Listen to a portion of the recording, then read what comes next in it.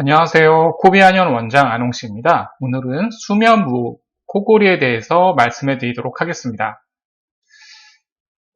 코골이라는 거는요, 공기가 여러 가지 원인으로 좁아진 기도를 지나면서 이완대에서 늘어진 연조직을 진동시켜 발생하는 호흡 잡음입니다.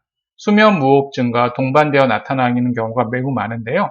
수면 중 10초 이상 숨을 쉬지 않거나 호흡량이 50% 이상 감소하는 증상이 1시간에 5회 이상 발생할 때 수면무호흡증으로 진단합니다. 이렇게 되면 사실은 제대로 잘 때 호흡을 못하기 때문에 푹 자도 개운하지 않을 수 있습니다. 이 코골이랑 수면무호흡을 단순한 가벼운 잠버릇으로 여기면 안 되고요. 이 코골이 수면무호흡은 각종 합병증의 원인이 됩니다. 수면장애는 물론 수면무호흡으로 인해 유발되는 저산소증은 심폐혈관계의 다양한 합병증을 유발할 수 있습니다. 각종 합병증으로 뇌졸중, 협심증, 부정맥, 심부전, 역류성 식도염, 고혈압이 있고요. 피로감, 주간 졸림증, 두통, 우울 반응 등 성격 변화도 나타날 수 있습니다. 그렇기 때문에 이 코골이 수면 무호흡을 제대로 관리하고 치료하는 게 중요한데요.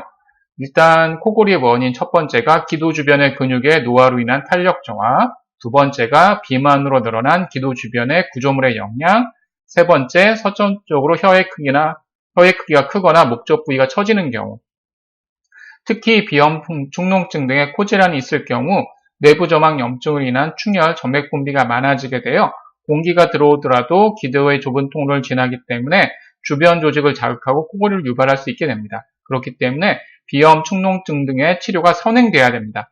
선천적으로 어쩔 수 없는 경우가 있지만 한방 치료를 통해서 기도 주변 근육의 탄력을 회복하고 여러 가지 염증과 안 좋은 분비물들을 해결한다면 코골이 수면 무호흡 개선에 도움이 될 수 있습니다.